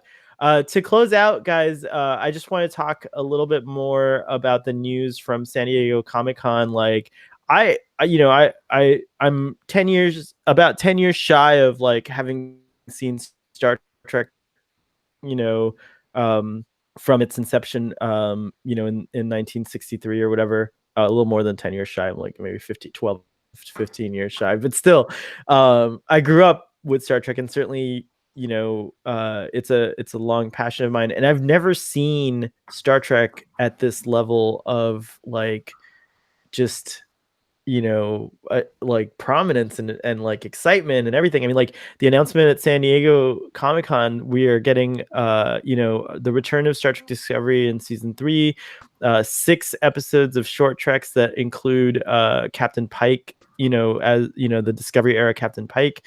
We're gonna get, of course, we're gonna get the Lower Decks, an animated series which is geared towards adults, and then which Sean is extremely excited about. And then finally the pièce de résistance. Do you like that, Sean? I used a French phrase there. Yes. we get Picard, and I mean, like even during the TNG era, you had Deep Space Nine and Voyager, and then Enterprise. It just didn't feel as exciting as this. I feel like this is the most exciting time for Star Trek, especially Star Trek in long format, on TV. And I'm just thrilled about it. Is this because we have social media? Because back in the day, they were producing Voyager, Deep Space Nine, and the TNG movies, but there wasn't Twitter and what have you to talk about this. Or the I guess the hype is. I guess the hype is the extra factor, is that now I have like thousands of people to share my hype with, and it does feel. I would say that that's a fair assessment. It does feel, but you get 200 likes nowadays, right? But something it's all those likes. They get the endorphins going or whatever, the dopamine. Like me. Yeah. This is certainly the most hype that we've had since 1999. For me, but when we had like DS9 concluding and Voyager was airing at the same time. And then movies in the pipeline at the same time. It's definitely the most Star Trek we've had in production simultaneously in a very long time. Yeah. One of the things I've always loved about like ushering, I've been a huge complainer, even though I really enjoy Star Trek Discovery, and I'm rewatching Enterprise and I like it, but I've been a very vocal, proponent of like, let's stop going into the past and let's just move into the future. And like that's the thing that I'm the most excited about, is that like it feels like we're gonna get something genuinely new in Star Trek, something we've never seen before. And what a great way to usher us into this new era of Star Trek than with like this beloved character who's like kind of like, I feel like ultimately he's like lighting a new torch, if you will, in much the same way that like you had like, Dr. McCoy, Admiral McCoy on, the pilot of TNG, kind of passing that proverbial torch. It feels more like episode 7, honestly. Yeah, Luke and Hans. where you have a blend of you have some of the old familiar faces passing the torch to the new generation. Yeah, exactly. You have the Brent Spiner and the Sir Patrick Stewart passing the torch to whoever the new like main characters actors will be, and regarding the thing that you don't necessarily agree with prequels, I feel like prequels work, but not like Discovery wanted to be, or is trying to be the exploration show and the Discovery show, much like TNG or Voyager. And I feel like that kind of format only suits going forward. I think that if you want to do a prequel, it kind of has to be more of like, there's a certain element of Star Trek history that we want to talk about, and we just want like we want to kind of complete the story or kind of give you extra details about what happened in this specific moment. And I feel like that suits the prequel like kind of idea much better. I would feel more comfortable with having like an anthology show where they would do short seasons, I mean just 10-episode seasons, or like this battle, this event, or this scientific discovery, and like of each era back in the day. I feel like that would suit the prequel format a lot better. Excellent. Moni, did you see the image that they sent out about that they introduced the animated series, the Lower Decks? No, I didn't. Let me see if I can pop that up here for you. Sean, do you want to give the audience a little rundown of Lower Decks, what we know so far? If you want. Mike McMahon, which is Please. one of the writers and I think executive producers on Rick and Morty, is a longtime Star Trek fan, and he has like a Twitter account called Star Trek Season 8, TNG Season 8. They even edited a book about that. It's like it was a comedic Twitter account where he posted comedy plots of what would happen like in TNG Season 8. So it's like a Riker meets an alien and whatever. It's really funny. It's really funny. And so he's been tasked with creating an animated show, but for adults. So the show is Star Trek Lower Decks, and it's basically about 4 ensigns and what happens in the lower decks of this ship. So these guys are the ensigns. I forget the names. The main character, I don't know which one's going to be main, actually. Out of the 4. I think we're just following all 4. Basically, so they've presented these 4 characters, and they've presented also 4 bridge officers. They've given us the captain, the first officer, the security, the head of security, and the the doctor. Yeah, who's a chief Cadian. medical officer. Yeah, he's a Cadian. Yeah. But she. Or Cadian. She's Acadian. Acadian? I call them Caitians, but Caitians? I mean, I've always said Catian because it's like a cat. I don't know. She's a cat person. She's just basically Dr. Pulaski, but as a cat. Anyway, so this show is it's a comedic show for adults that will focus on basically the lower ranks and what happens basically when you're not following the A plot of an episode, which is absolutely awesome. Mike McMahon apparently presented the idea to Alex Kurtzman by saying, like, he had one line and he said, I want to make a show about the guy that puts the cartridge in the replicator and makes the banana come out the other side. And so I was like, this is amazing. This is what I've always wanted. Here are the names, I guess, of the actors playing them. Some of the these are the upper deck characters. So there's these upper deck characters that think the show's about them, but obviously it's not about them. And that's these people here. So you'll probably see them in the background, maybe doing crew evaluations, or like when you go to the sick bay. When you go to sick bay, Dr. Tana's going to take care of you. But the show's not about them. Cool. I love the visual style. The show's supposed to take place after Nemesis and after the return of Voyager, but this is before Picard. Which I love to see this uniform. It's now, as Sean would say, canon, no? Well, yeah, technically it is. So this is an in-between period uniform. This is an in-between period uniform. Yeah. So but then it's a bit different because it is a stylized version of what you would see. Like you wouldn't necessarily have to recreate this to perfection, like to exact specifications, if you were to do a live action of this time period. I mean, but you could. It's just no, you could. It's the simple dress uniform chopped down, and basically it's the dress uniform. I love it. I love it. By the way, I love the it's red cool. and the It red has on the that. boots as well. I love Yeah, the it white has. boots for the medical. It has elements of the movie era, the TOS movie era uniforms as well. It has a more thick look to it. But this is very important to me on many levels. First of all, because I've always wanted to follow people that weren't like I've always wanted to follow the people that were kind of. I love the idea of having a conflict going on with the bridge crew are all panicking, but you're just kind of in the hallway, not really know what's going on. There's people always repairing things, and the ship all of a sudden is blowing up, but they don't know what's going on. I love that idea, but it's also very important to me because it's an animated series, which is going to kind of put to rest this whole debate about whether the animated series counts, doesn't count. Like, the animated series is canon, it counts, and it's amazing. And most people that don't like it or that say negative things about it just haven't seen it yet. And to have another animated series come in and say, look, we're canon as well, and Star Trek doesn't necessarily have to be live action. I mean, the animated series is going to feel less like the odd one out now.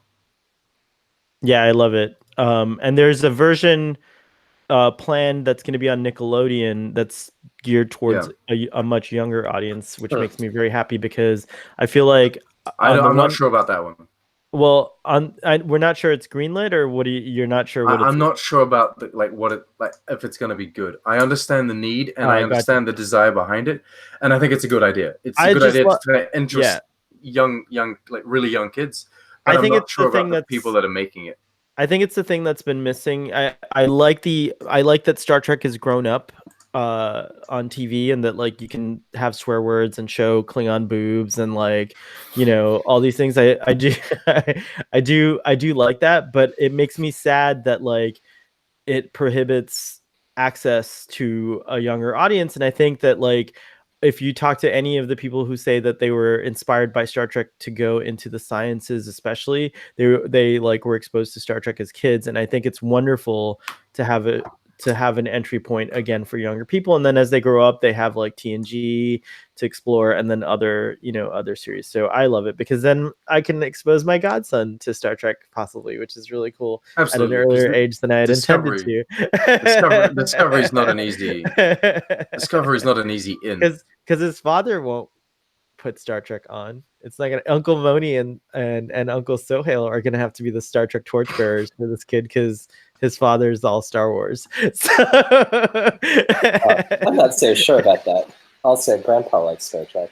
Yeah. Oh, that's true. That's true. In any events, and mom, and then mommy likes Star Trek too. Actually, it's true. In any events, that was not a jab at you, Dad.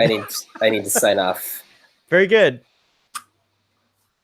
Live long and prosper. Until next time. Thank you. See you later. And audience, please comment. Oh, well, bye, Moni. Bye. Thank you for coming on.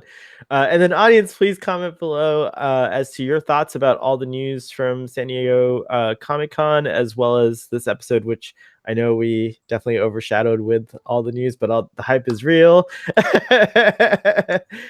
Sean, are you going to do a video? I have multiple planned. Okay, Excellent. So I'm not the kind of person that jumps on news and then tries to put out the video as soon as possible. You parse, you like think about things a little. I think about things. I like to gauge how like other YouTubers and like just the fandom are reacting to this. Also, I'm currently finishing up my season 2 review for Star Trek Discovery, and I feel like I want to put that out first. I want to put out my season 2 review out so that we've talked about that, we've addressed everything, because I have some positive, some negative. And I want to talk about that. And then I will probably do 2 videos. I'm going to do one video for like all of the general news that was dropped. And then I'm going to do one special, I think, Star Trek Picard trailer, because, you know, it's the Star Trek Picard trailer. Oh my God. Did you see what I set my Twitter banner as? What did you set your is it the Picard poster? Well, so if you have CBS All Access, they've already put a Picard show like section in where you can watch the everything like that. And so this is the little banner that they have up, and so I was able to capture that image and then transpose it to my Twitter. So it's not designed by Gary, but I think it's a beautiful piece but it is Star Trek Picard, so yeah, I think he won't mind. It's a beautiful piece of key art, and I'll show it real quick here. If anyone is listening to this podcast in like, I don't know, you're gonna release this now, basically, aren't you? Or very soon. This is timely. Yeah, well, we're actually there's a 3-episode backlog, but I'm gonna put them all out today just so that this episode Just to this sees one, the okay. light of So day. if anyone listens to this in the days that follow, I do want to say that I think, because people are being worried now internationally that like Discovery's on Netflix and Picard's on Amazon and what have you, I think that CBS All Access, and this is just suppositions on my part, but I think it's safe to say that CBS All Access are now partnering up with Amazon worldwide, because CBS All Access won't be going international. But I think they weren't necessarily happy with the deal they had with Netflix, and I think it's simple because Amazon Prime offers a bit of a service here, where you can kind of subscribe to the Amazon service, and then you get like the CBS All Access content, where you get like whatever other distributors' content. It's like a portal, and so right? the idea, it like puts all the kind of, yeah. wow, interesting. Which I think that the idea would be now that everything Discovery related will eventually just be moved to Amazon Prime, because 5 movies, like 3 original series and 2 TNGs, just recently got shifted from Netflix to Amazon as well. I did note. I have an Amazon Prime membership because we order enough stuff on Amazon where it's valuable. But like the bonus now has, of course, The Expanse, which we didn't talk about, is on Amazon Prime. It's one of my favorite shows, if not my favorite show. And I don't know. I dare say this. I dare say this. I am more hyped for The Expanse season 4 than Star Trek Picard. Did you see the 5-minute, just the little video of Naomi? I watched nothing.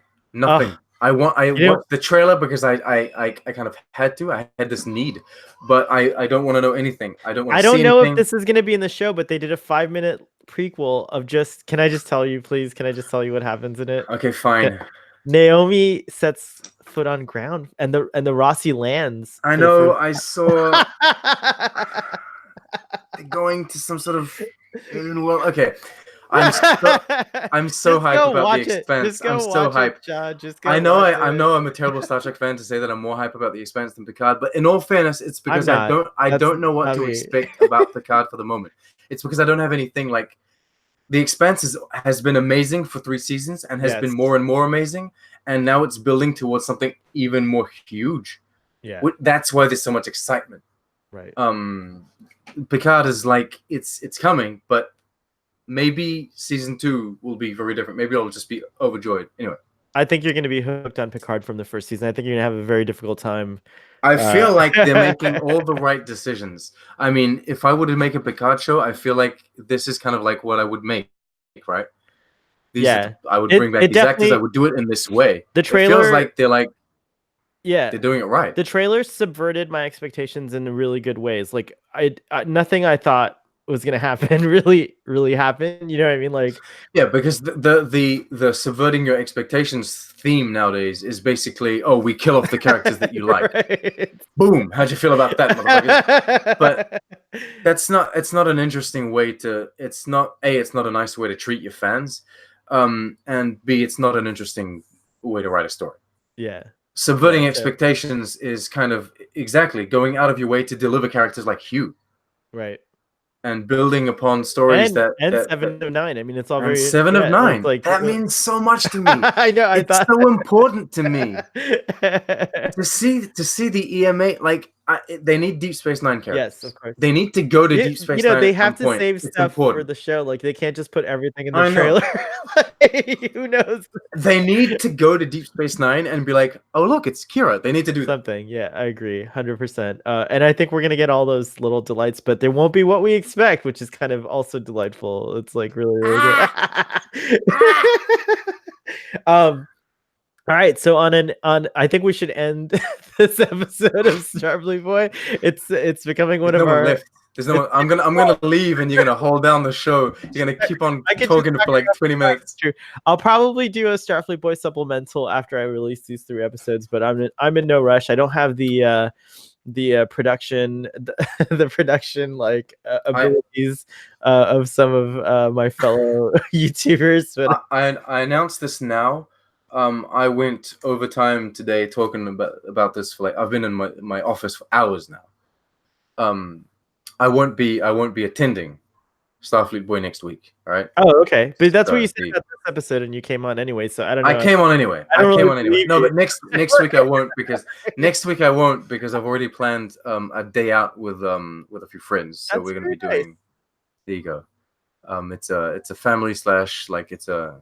Is it a double date when it's two parents with the two other parents that also have another baby, or is it like a double parent thing?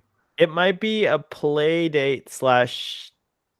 But the children are too young to play. I'm not even sure they're like aware there's another baby at this point. They just kind of play in the same space, but they don't play together. Gotcha. You know what I mean? You're still providing a rudimentary social interaction. So I don't know. It's still something. But regardless, I totally understand. Is it a double play date? No, You'll that's be, weird. you'll be missed. Next week who knows what's gonna happen on Starfleet Boy, because I think is next week. It's not August yet, right? Yeah, no, not yet. Oh, Next so week will be the 28th. Oh, so we still have Google Hangouts, but as of August 1st, the Starfleet Boy show will have to figure its shit out and Oh my god. and find an alternate way of doing Well, you're moving into the future. I am moving into the future, as is the theme of today's episode, as well as the Picard and the moving into the future of Star Trek. I just want to say also, speaking of moving into the future of Star Trek, I don't focus on it as much. I'm very blessed and that I have a community of friends online that are mostly in love with Star Trek, and despite having realistic critiques about Star Trek, you know, it's hard. You start criticizing Star Trek, you get lumped in by some extremists as a hater, and it's not fair. I think I'm in the middle ground, the silent majority, whatever you want to call it, of people who are like, I love this show, but yeah, it's not perfect. Oh, absolutely. Um, I've always said this, by the way. Sorry, I'm going to cut this and just do a parentheses. Yeah. I've always said that Star Trek is my favorite fictional universe, but ironically, none of the Star Trek shows are my favorite TV shows, and none of the Star Trek movies are my favorite movies, because they all have flaws, and I can accept, and I'm willing to accept that they all have some of the major flaws, but the universe and what it means, that's what I love about it, and that's what's my favorite. And what I wanted to say is, like, to the people who are on the extreme side, power to you for feeling justified and feeling very strongly, but consider letting go of some of those associations, because I think Star Trek is taking us as humanity into some really interesting directions in terms of ideas and stories, and there's a lot to be learned from Star Trek, the current or new Trek or whatever you want to call it. And I think that having this kind of hardline extremist view on both ends, where you're like, either this is not my Star Trek, or you're like Star Trek or die. It's like it's like something that you might want to consider letting go of some of those things, and maybe you'll make some new friends, and maybe you'll learn some new things about people. But that's all I wanted to say. I agree. That's like the public service. Extremists are too much. No, they are, and I agree with you, because this is one of my long running kind of things on Twitter, is where a lot of people I see in my Twitter feed bash on haters and say that haters are they're very annoying and what have you. And I agree. When there's too much hate, it's too much.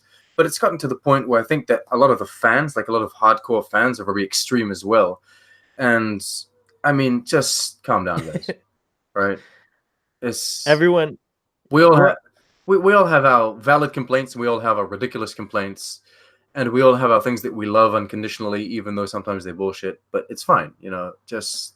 And we can all have a real fine. Conversation, no matter what our views We are. can. So that's what we're all about here on Star Trek is immense, and it is diverse. And I'm not talking about the cast or the characters here. I'm talking about in its style and in its story and in its kind of execution. And if you're not a fan of Discovery, you're not a fan of Discovery. It's fine. There are many people that are not fans of Enterprise. I just don't like the fact that you're gonna come in and say fuck Discovery. Like, just move on and watch something else. And I mean, I'm gonna use Nemesis. I love Nemesis, and for so long, so many people have always said, "You're not a Star Trek fan. Nemesis is shit. Whatever." It's not a new thing with Discovery. It's been common for years and years and years. and it's like I'm allowed to like Nemesis even if it's different, and you're allowed to like Discovery even if it's different, and just be happy that there's so much like Discovery and Picard are going to have such a difference in style that I don't know how to say this. Just be happy that you can appreciate one or the other. You don't necessarily need to like them all. Well, and gosh, if we don't have an insane amount of variety now, as in terms of like to meet like all your flavors, it's certainly getting that way. I think Star Trek is becoming like without even talking about the older shows. Yeah, and we didn't even talk about this, but Star Trek made an interesting shift where now they're the Star Trek universe. We've talked about this on Starfleet Boy, where you're like, you're wrong. It's not a universe, but now it is a universe. I think. Well, it isn't. It's definitely. It's definitely heading in that direction. If you were to look at the technical, like the specifics of it, Star Trek is not a shared universe. Right, but it's heading there because it's all the same franchise. You need another franchise. I won't give the answer, but if when you find out the answer to my Top Gun question that I posted on Twitter, there's a real case that Star Trek is a universe because Top Gun is definitely in the Star Trek universe. Oh my goodness. Yep. But I don't know enough or care enough about Top Gun to be interested. I know we can't have that conversation. I find Top Gun to be an underwhelming movie. That's part of its charm, Sean. That's really? The underwhelmingness. Okay, I see. Certainly when it came out, it was not underwhelming. And again, we don't have time for this, but Maverick, just throwing it out there, the trailer's pretty cool for Maverick. But well, it's very Top Gun, isn't it? It is very Top Gun. That's what I'll say. Top Gun Maverick seems like a good follow-up to Top Gun. It's true. It does. There you go. Sean, I really want to thank you. I've been dying to share the hype. So I appreciate you taking a few extra minutes after the general discussion. I'll be told off by my wife, but to hype with me. No, I really appreciate it. But I also appreciate you, of course. And thank you for being on. And we'll miss you next week unless you come on. Unless something happens and you come on. But we won't hold you to it. Live long and prosper. I'm receiving texts. I need to leave. All right. Yeah, and we'll see you next time. Bye. Thank you for having me.